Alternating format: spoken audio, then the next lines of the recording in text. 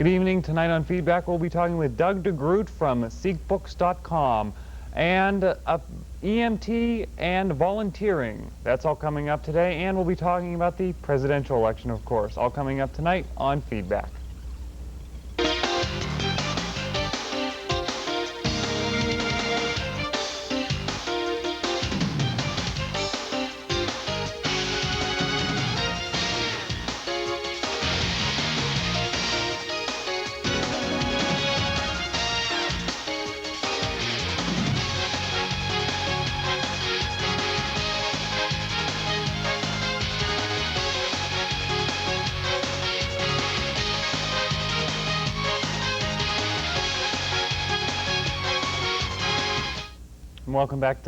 Welcome to Feedback, not back. We weren't that long. Welcome to Feedback. I'm Mark Espadakis. Tonight, as I said, we're going to be talking with Doug DeGroot. He is the creator of SeekBooks.com. What is that? Well, we'll tell you coming up after the break. And also joining me later, it will be Matt Exley. He's an EMT here in the Clarion area. We're going to be talking about what he does, but also about volunteering and the state of volunteering in the country. But first, as I said, every week I try to give you a little bit of an update on the presidential campaign. A lot of exciting things happened this last week. Interesting, maybe not exciting. Liddy Dole has decided to drop out of the race for the Republican nomination, and really I think that was kind of a surprise to me. I realized that she wasn't going to win, and I think she realized she wasn't going to win, but it was kind of interesting that she was the first woman really who's actively pursuing this possibility, and I wasn't going to vote for her. I don't think many people were going to vote for her, but I think that the interesting thing was that she was the woman running in the race. And she did give a reason for dropping out, and it doesn't surprise me. I don't think it's going to surprise you. I'm sure you've heard. Money. She could not nearly at all match what George W. Bush and Steve Forbes are raising on the Republican side of the ticket, and that is the reason that she went out. And also, you know, her husband, Bob Dole, remember the Viagra thing? Bob Dole also said early on that he didn't know how well she would do. He sort of didn't put his full support behind her. So I think she was fighting an uphill battle the whole time. Well, she's out now. But there's now been speculation maybe she'll be a vice presidential candidate with whom I don't know. It's probably going to have to be George W. Bush if she wants to win. The other news we hear is from the Reform Party, and a few weeks ago I complained about Jesse Ventura. It seems he is the reason the Reform Party is turning into what it is. The Reform Party is really exploding. It's becoming a viable third party now because, well, if you can call the candidates viable, but at least they're getting more press. It's on the front page of all the papers. The Reform Party is going to be gaining 2 members from the Republican Party. Pat Buchanan is declaring that he's switching parties, which he's probably going to seek the nomination. He has said that he is going to seek the nomination. He's quoted as saying that he's seeking that nomination because the Washington elite of the GOP have left me. He's saying that the party has changed. We've heard that a lot, but Pat's really the only one who's moving away.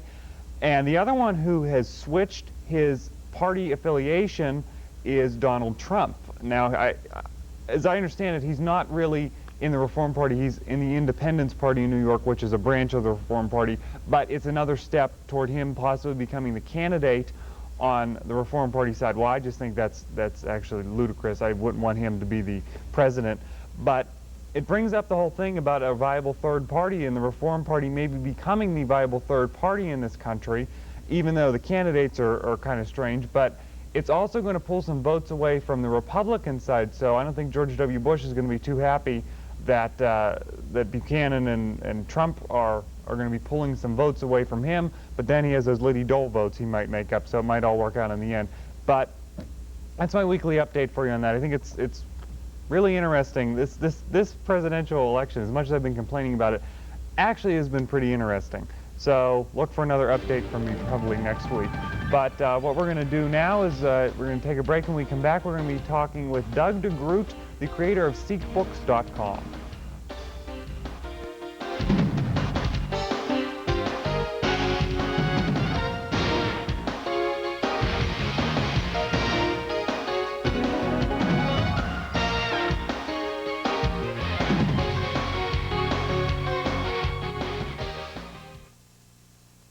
young children cannot stand on their own. Uniting parents and children is an important part of the life of a community. Stand for Children encourages people to make a personal commitment to stand for the health of children. 300,000 Americans marched in Washington, D.C. last June to support Stand for Children Day. Stand for Children seeks to lift the belief that children need our help to stand.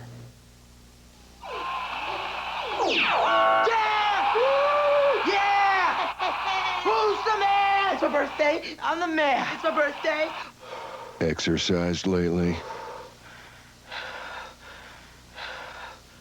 Go for a mouthful. Go for the fun. Come on, go for cake. Cakes are for everyone. Just one stack is what it takes. And it's Gopher cakes. Open wide, stuff your face. There's always room for more Gopher cakes. Empty the box, then reload. Eat those Gopher cakes till you explode. Exercised lately? Till you explode. Sad, looking back now, the things you go through in life. Scary. The worst thing about being on welfare was I couldn't get my kids what they really wanted. I had to get a better life for my girls and myself. I got off welfare. I got a good job. Makes me the happiest mother in the world. I live for my girls. We're not asking you to hire everyone on welfare, just one.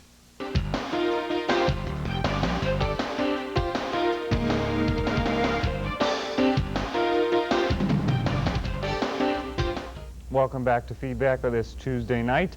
Joining us now on the phone is Doug DeGroot, and Doug is the creator of SeekBooks.com. Doug, thanks for joining us. Why don't you explain to us what exactly SeekBooks.com is? First of all, we're an e-tailer of books on the internet. We have an extensive database of primarily books from every genre, about 500,000 titles. And then in addition to that, we are a portal for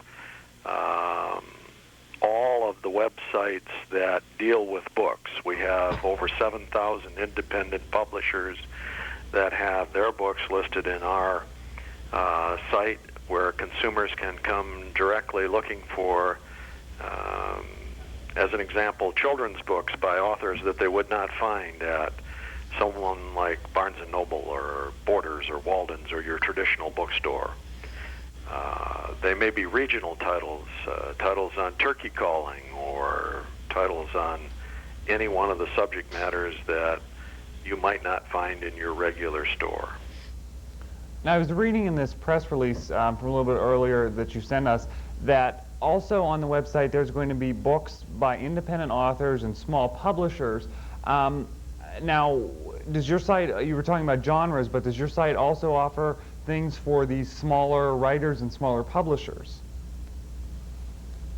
Most definitely, and that's really how SeekBooks came about, was to create a search engine that was different than a Yahoo or Alta Vista or site, because the word book automatically brings up millions and millions of return responses. So when a consumer would put in something like children's books, they may have guest books, they may have all kinds of things that deal with books, but nothing on children's books. Where if you put that search into our search engine, you'll find that we come up specifically with children's books or historical books or any one of the genres that would be conducive to that. We bring up a very good response fairly quickly on any one of those particular areas. Now, how long has the site been up, and generally has it been a positive response? How's the response been?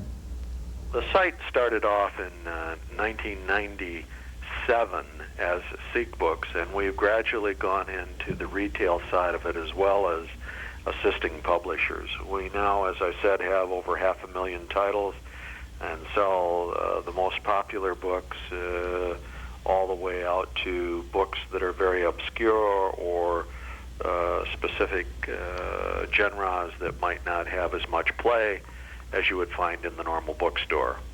And the site has grown from a very small following to somewhere between 5 and 10,000 unique visitors daily. Now you're talking about these different books and these different genres we're not always seeing everywhere, and by these authors that we're not seeing in the mainstream. Why aren't we seeing them in our Walden bookstore or at Amazon.com or BarnesandNoble.com? Well, first of all, most independent publishers don't have the resources to take their book to market. Let's look at a normal book that would be published by some author who is unknown at this moment. The first thing is they have a whale of an expense of getting it published and printed, and by that time, when it comes around to the marketing side, they think, well, if people start to buy it, then it'll take off. But there's really more than that. There's a distribution network that has to first pick up a book, like it, then they have to put it in their catalog, then they have to get it to the book buyers, which are the independent sellers, and they have to like it enough to bring it to market. Oftentimes, those are things that require funding as well, such as a turnout or display or marketing in the background to bring that book specifically to a market, and that requires funding. Most authors are not funded well enough to do that, and so therefore they wind up in garages or in local bookstores where they sell 2 or 3 or 4 until there is someone in the publishing industry who can take a liking to the book, or until they decide they want to pitch them. So, and there's several great books, really good books that never get beyond the publisher in the local area. Okay, say I'm one of these authors who has this book, and I've taken it to a few people and they've read it and they've liked the book, but I want to get some more national exposure or even more regional exposure. How do I do that through seekbooks.com? Well, first they have to create their own website or have us create a website for them. We do that for a very small fee, somewhere around $225 for the year, which creates a 3-page site where the consumers can buy it by Visa, American Express, MasterCard, Discover Card, and then list it in our search engine just as they would list any other site by going to the Submit Your URL page, going through the information provided there and listing their book. From that point on, then any other marketing that they do, either by radio or television or print media, or any of the publicity that they would give them the URL for that particular location. If consumers can't find it by going direct from the publisher, oftentimes because of our following, they will find it by looking for a specific genre, history in West Virginia or history in Pennsylvania. If someone's written a book on that and they've registered it, then consumers can go directly and find it. Okay, since money seems to be the big thing in everything, let's talk about profits. Is seekbooks.com making a profit from everything that you're doing? Or that's how we exist, is a percentage of the sale in reference to that, and also advertising. We're one of the unique sites that tailors advertising to the particular genre that consumers are looking at books. Not extensively, in other words, you're not bombarded by it. It's just the kind of banner advertising that's normally there. Okay, Doug, let me ask you this. How and why did you get involved? Why was seekbooks.com ever even started? Well, it's a very long story, but to give you the short version, I came to Florida to assist my aging parents, and that's where we're located here in Sarasota, Florida. And with that, I got involved with a major distributor or a minor distributor of books and found out a lot more about them. And being in the marketing and management area, I began to enjoy the basis of discussion with authors and publishers, and found out what their problems were and what we could do to help solve some of those problems. And with that, we created seekbooks.com. All right, Doug, thanks for joining us. We really appreciate it. Once again, that's www.seekbooks.com. That looks like something great for those of us who love books, maybe to get some things that aren't necessarily that you're seeing on your Walden Books rack or something like that. So check that out. We're going to take a break, and when we come back, back. Matt Exley, who is an EMT, will be here joining us, talking about what he does and volunteering in America after this.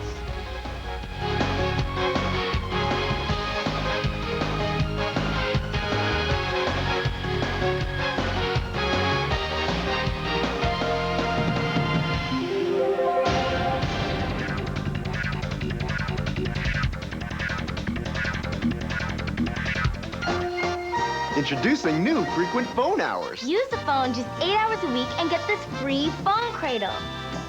Use it 12 hours and get a speakerphone. Use it 15 hours and get this cool headset. Or stay on the phone 20 hours a week And get a pasty complexion. flabby body, and a great new nickname at school. Exercised lately.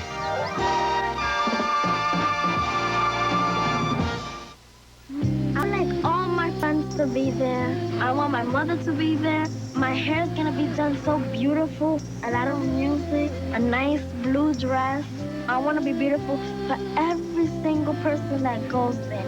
If I got shot, I want to have a nice funeral. Every day, 10 children are killed by gunfire. Help stop the violence. Call 1-800-WE-PREVENT for free information. Not one more lost life. Not one more grieving family. Not one more.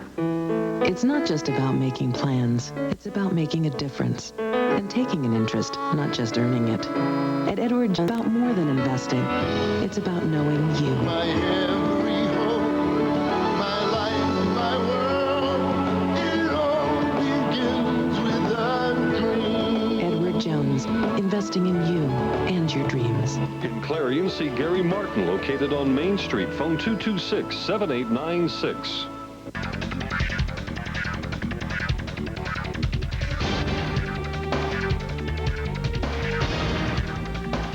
Welcome back to Feedback. And joining me now is Matt Exley, and you are an EMT. We're going to explain what that is in a minute.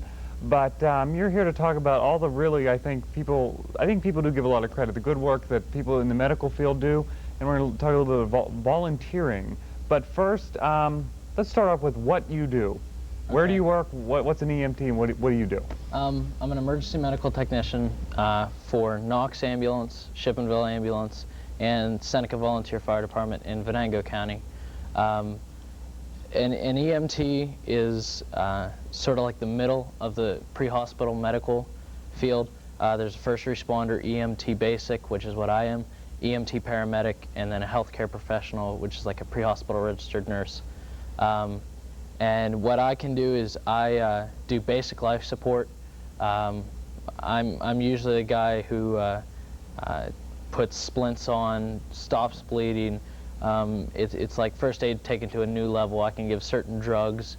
I can give stuff for heart attacks, already patient prescribed drugs, stuff for like bee stings, things like that. How'd you get involved in this? Actually, my dad was a paramedic firefighter for the Corn Planter Fire Department and for Community Ambulance, both in Venango County. And it sort of ran through my family. My grandfather was a firefighter and two of my uncles. And I sort of always hung out at the firehouse and sort of in the blood, I guess. Okay. Maybe why, you and your whole family, why did you get involved? It's really a hard question, and it's different to every person.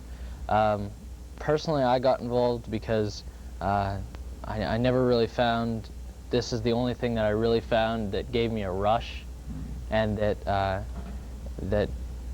you know, I could feel really good about doing things for people. And it's amazing the look that you see on somebody's face when you go and you save their husband or you're doing CPR on somebody. It's just really amazing when you bring that person back. Okay.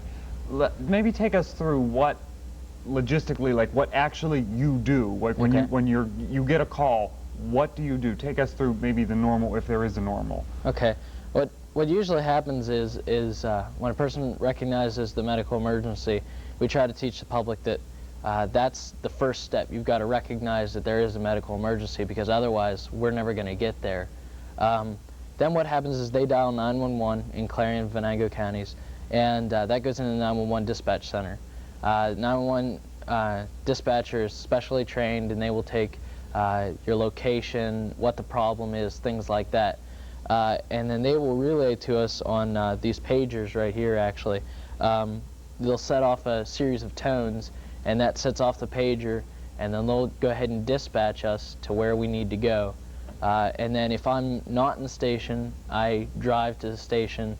I have a blue light on my car, and we drive to the station, acknowledge that we're en route on our portable radios, get to the station, pick up the ambulance, and then go from there. Once we get on scene, in Clarion County it's a little bit different than Venango County. It took me a little bit getting used to. The paramedic will take and assess the patient, and they will see what problems the patient has. We'll get a complete medical history, things like that, and if it's a basic life support patient or a BLS patient, they transfer it over to my care, and that's when I start doing things like giving oxygen. If the problem is really severe, it's deemed an ALS patient, which is an advanced life support patient, and the paramedic takes over, and he will put a heart monitor on, give an IV. If it's something like cardiac problems or a heart attack or cardiac arrest, anything like that, they'll intubate, put a tube down and breathe for them. They can shock, do cardioversion and things like that. And then we transport them to the hospital while intervening in the crisis with drugs and certain different techniques. You say BLS, basic life support, is what you do. Right. What all does that mean? Like, what all can you do? Basically, with BLS, I can do normal first aid. Plus, I can give, for patients that have patient prescribed from their doctor, nitroglycerin for heart problems, like inhalers for people with asthma, and people who have what they call EpiPens, which is epinephrine, and that's used for people who are allergic to bee stings or things like that for anaphylactic shock. I can give those 3 drugs if I call into medical command, which is at Clarion Hospital in Clarion County, and the doctor will tell me, how much to give them and things like that until the paramedic gets there, because that's technically an advanced life support situation if I have to give those drugs.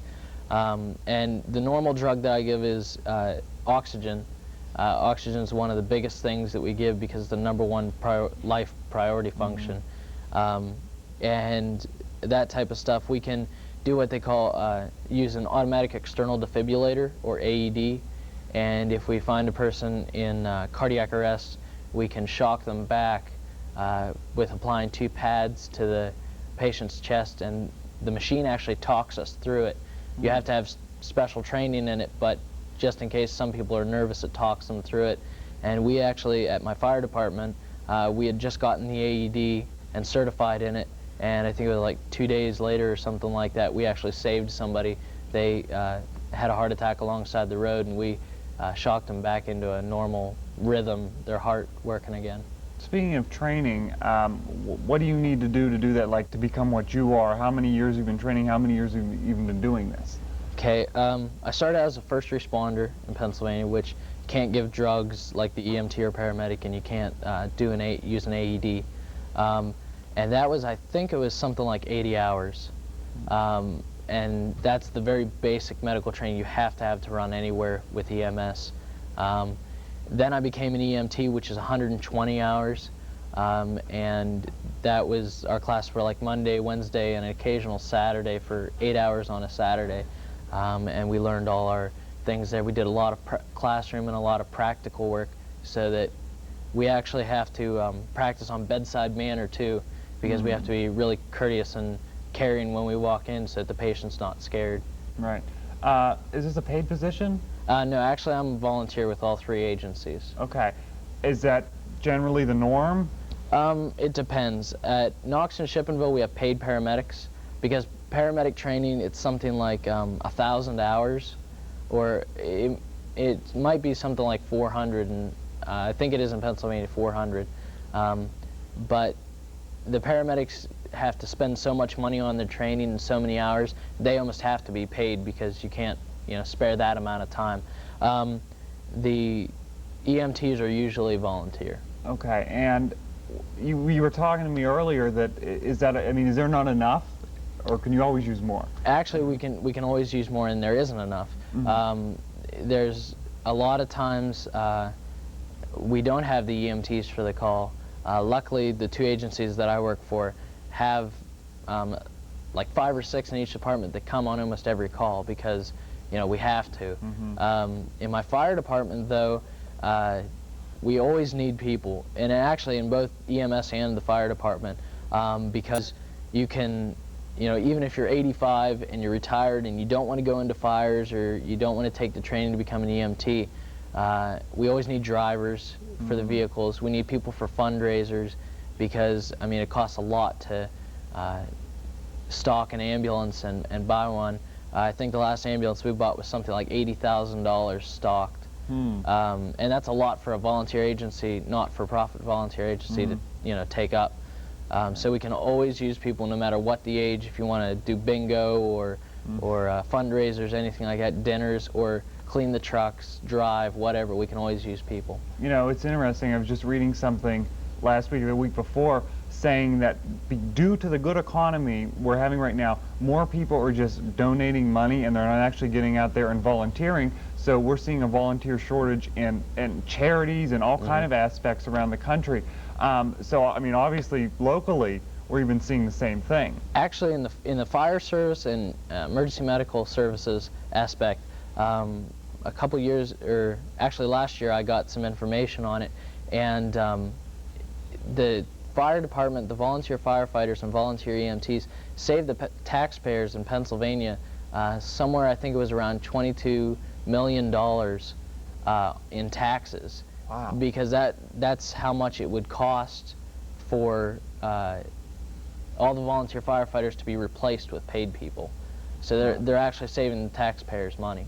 And how can people go about getting involved? You could stop by your local fire station, your local EMS station, and I'm sure they'll be happy to explain to you how to help out.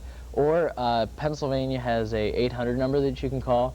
It's 1-800-FIRE-LINE, and you can call that, and an operator there will take your name and put you in contact with the local fire department. I think it works that they take your name and address and phone number, and the local fire chief or EMS chief calls you back and sees what your interest is. All right. Well, thank you for joining us. I think people really, really appreciate the work you do. I know I certainly do. You know, there's a fire across the street from my house, I remember, and it was all volunteers there, and it saved the lives of the people inside. So it's good work that you guys do. Thanks for joining us.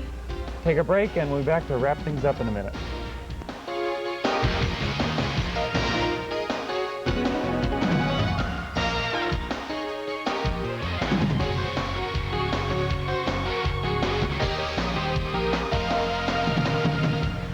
From the crowd is easy.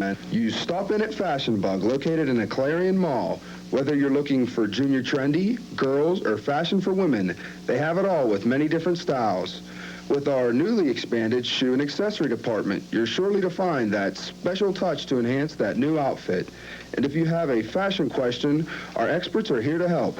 That's Fashion Bug, located in the Clarion Mall, just off Exit 9 of Interstate 80. Open Monday through Saturday, 10 a.m. till 9 p.m. Sunday from noon till 5.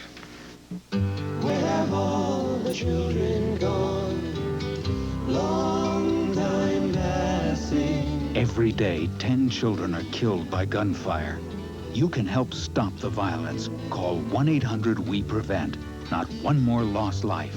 Not one more grieving family. Not one more. Gone to graveyards one by one. Oh, when will we ever learn? News travels fast. That's why you need the speed and accuracy of a news team that brings coverage closer to home. Every Tuesday and Wednesday night, join TV5 News for Clarion's only live local newscast on television at 8. Tune in for the latest in regional, state, and national news. Plus, with our newspaper exchange partner, the Clarion News, teaming up to bring coverage closer to home every Tuesday and Wednesday at 8 p.m. Clarion's only live local newscast on television at 8 is here on TV5.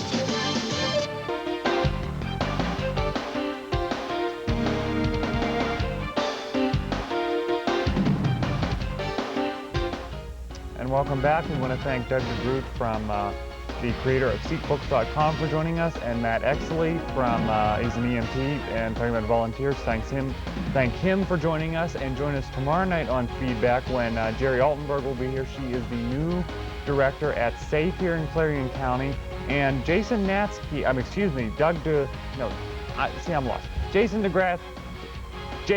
Natsky, like take 3, will be joining us tomorrow. He is the mayor of Valencia, New York, and what's so important about that? Well, he's 19 years old, so that ought to be an interesting interview. Join us for that. I want to thank again Doug DeGroot and Matt Exley, and TV5 News is coming up next, and I'm going to go and try to untongue tie myself. Thanks for joining us.